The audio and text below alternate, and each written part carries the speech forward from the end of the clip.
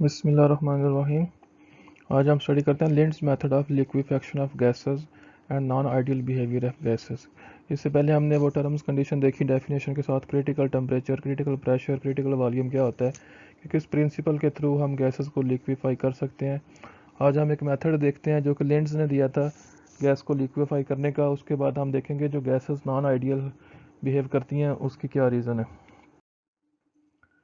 लिंड्स method of liquefaction of gases.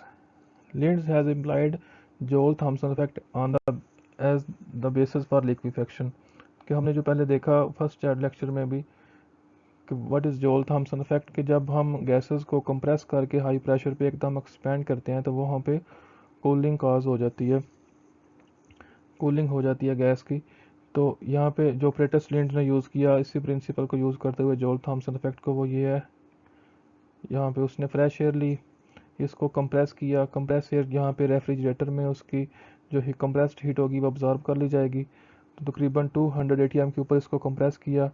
तो 200 ATM के ऊपर कंप्रेस करके यहाँ पे उसने फिर इसको 1 एटीएम के ऊपर एक्सपेंड कर दिया। तो जब इतने हाई प्रेशर से 2 एटीएम से 1 एटीएम पे एक्सपेंड होगी गैस, तो 2 एटीएम के ऊपर उसके अंदर intermolecular forces, attractive forces create हुई थी। तो जैसे ही इस जेट की नोज़ल से इसको बाहर एक्सपेंड करेंगे 1 एटीएम के ऊपर, तो ये एक दूसरे से अपार्ट होंगे। उस जो अट्रैक्शन इनमें क्रिएट हुई थी हाई प्रेशर के ऊपर, उसको मेंटेन रखने के लिए इन गैस के मॉलिक्यूल अपनी एनर्जी को यूज़ करेंगे, जिससे गैस के मॉलिक्यूल्स की एनर्जी कम हो जाएगी, वो स्लो हो जाएंगे, कूलिंग क्रिएट हो जाएगी, गैस आपकी लिक्विफाई हो जाएगी। तो यही लिक्विड एयर फिर दोबारा हम इसको सेंड करेंगे जो मॉलिक्यूल रह गए हैं उनको कूल करने के लिए, और यही प्रोसेस बार बार रिपीट होगा। तो आपके पास मैक्सिमम इसकी यील्ड आएगी। यहाँ इसको इस बीकर में, इस कंटेनर से आप लिक्विड एयर ले सकते हैं। ये एक्सपेंशन चैम्बर है जिसमें एक्सपैंड करते हैं। ये कंप्रेसर है जहाँ पे कंप्रेस करेंगे, ये बाहर से एयर आ रही है, ये कंप्रेस्ड एयर ऊपर को जाएगी। यहाँ पे रेफ्रिजरेटिंग लिक्विड है जो कि इसको ठंडा करेगा, इस एनर्जी अब्जॉर्ब करेगा गैस के मॉलिक्यूल्स की। उसके बाद इसको प्रेशर हमने पहले इसको हाई किया दिया हुआ है, कंप्रेस किया हुआ है 200 एटीएम के ऊपर। तो इसमें से स्पायरल ट्यूब से पास करने के बाद यहाँ पे इसको एक्सपेंड कर देंगे एक नोज़ल से 1 एटीएम पे।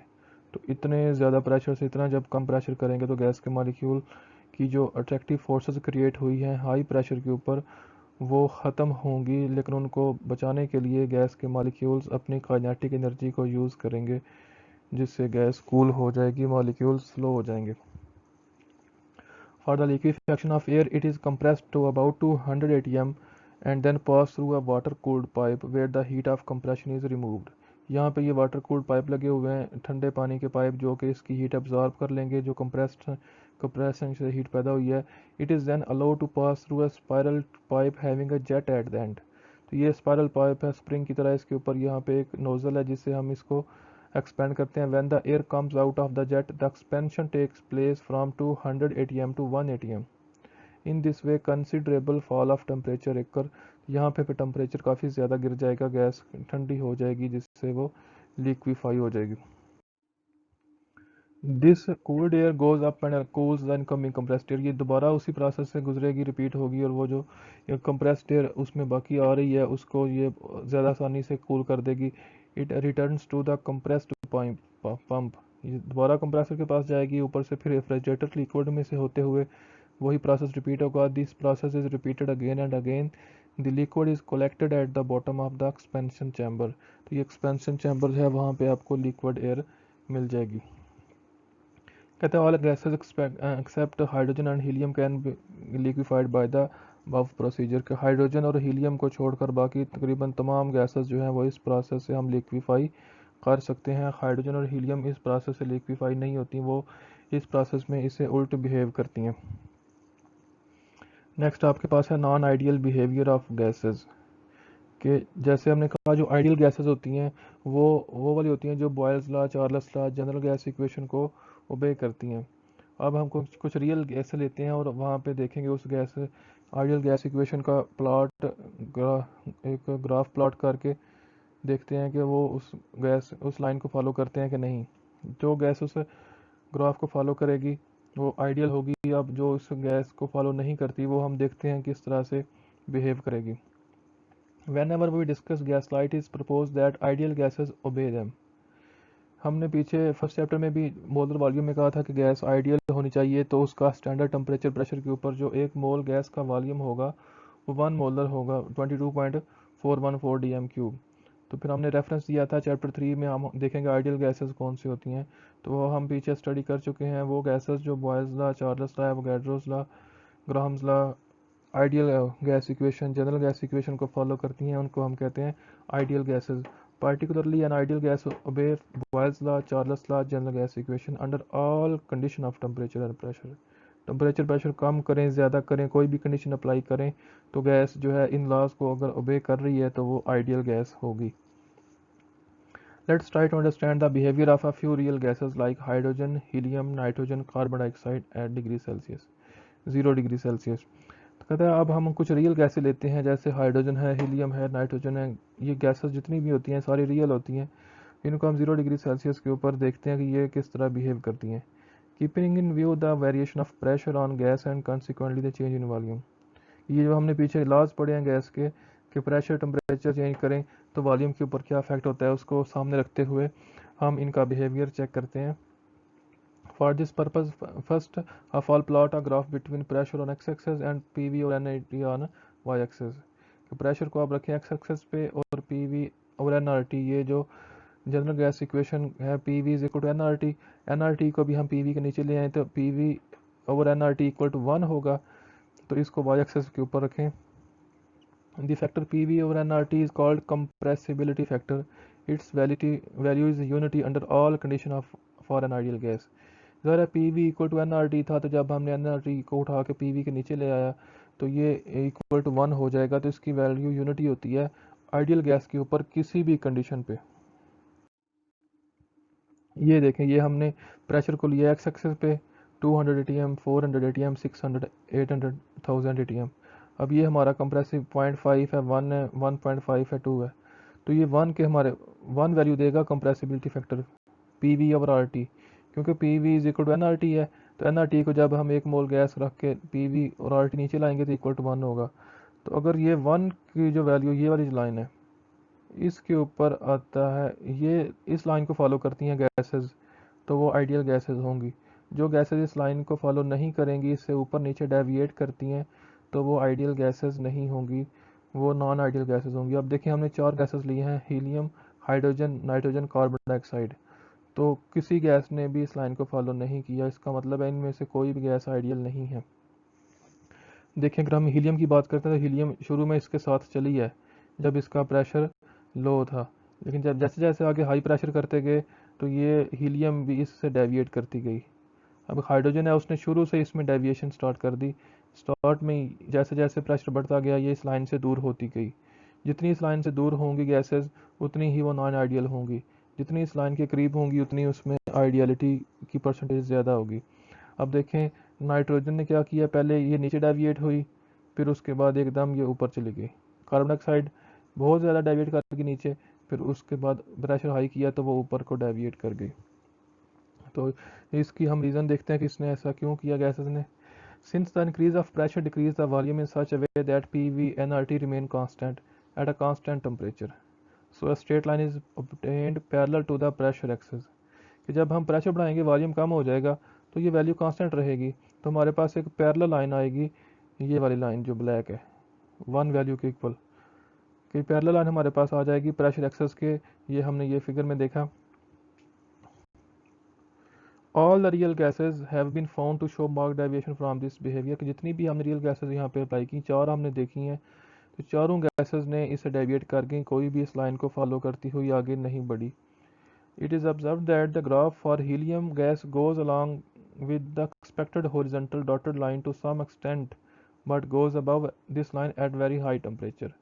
कि हीलियम थोड़ा सा हमने देखा कि ये तकरीबन 100 ATM तक साथ साथ जा रही थी, लेकिन उसके बाद जैसे ही टेम्परेचर प्रेशर इंक्रीज हुआ तो ये उस लाइन से दूर होना स्टार्ट हो गई। इसका मतलब ये हुआ कि हाई प्रेशर के ऊपर गैसेस नॉन आइडियल बिहेव करती हैं।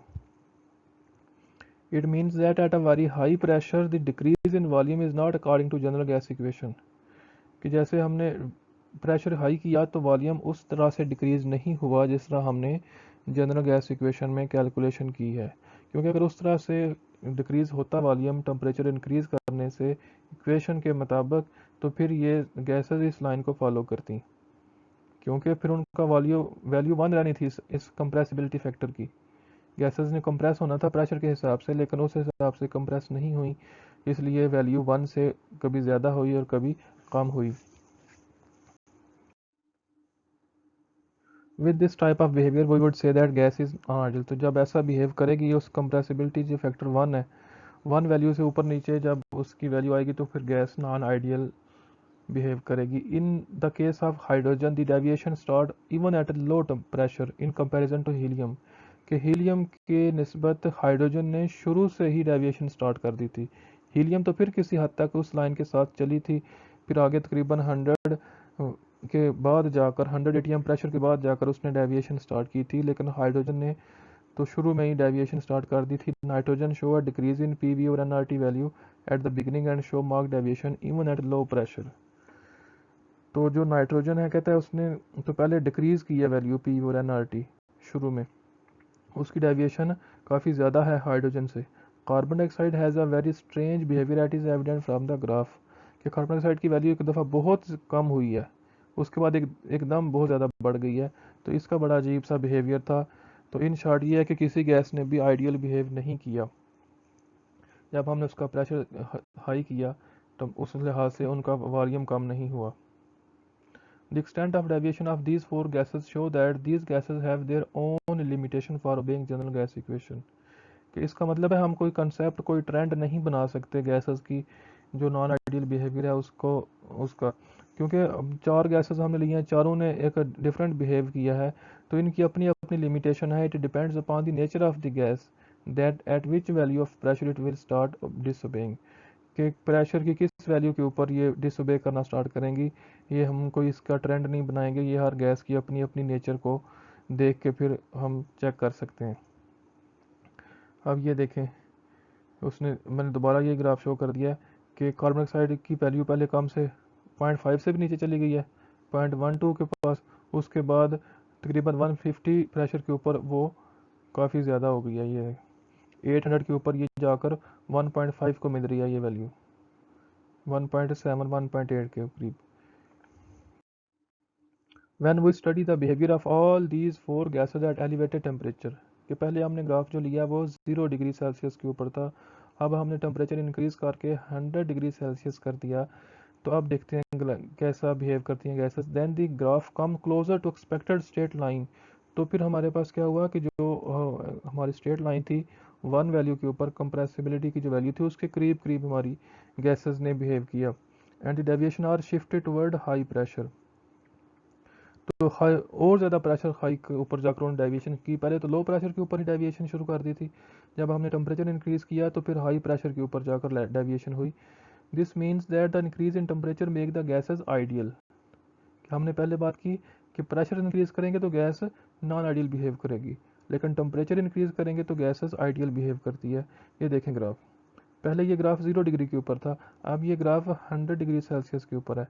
तो अब देखें CO2 ने भी वैल्यू अपनी क्रॉस कर लिया नीचे से भी और ऊपर से भी, बाकी गैसेस भी। अब देखें हीलियम तकरीबन 100 तक साथ चली है, अब यहाँ पे तकरीबन 150 तक हीलियम उस लाइन को फॉलो करती गई है, उसके बाद भी करीब करीब ही रही है, हाइड्रोजन भी करीब आ गई है। तो टेम्परेचर हाई करने से गैसेस ने आइडियल बिहेव किया। This discussion on the basis of experimental observation convince us that, ये जो हमने एक्सपेरिमेंट किया इससे हमें जो इंफॉर्मेशन मिली है वो, उसको अगर हम शॉर्ट वर्ड में बताएं तो क्या है, gases are ideal at low pressure. क्योंकि देखें लो प्रेशर के ऊपर गैसेस इस लाइन को फॉलो कर रही हैं, ये लो प्रेशर की वैल्यू है। जैसे जैसे ये प्रेशर बढ़ेगा तो गैसेस इस लाइन से डेविएट करती जाती हैं। इसका मतलब है गैसेस आइडियल बिहेव करेंगी लो प्रेशर के ऊपर, गैसेस नॉन आइडियल बिहेव करेंगी हाई प्रेशर के ऊपर। नेक्स्ट हमारे पास पॉइंट है gases are ideal at high temperature. अब देखें हमने 100 किया तो गैसेस जो वैल्यू है गैसेस की वो उस लाइन के क्लोज आ गई हैं।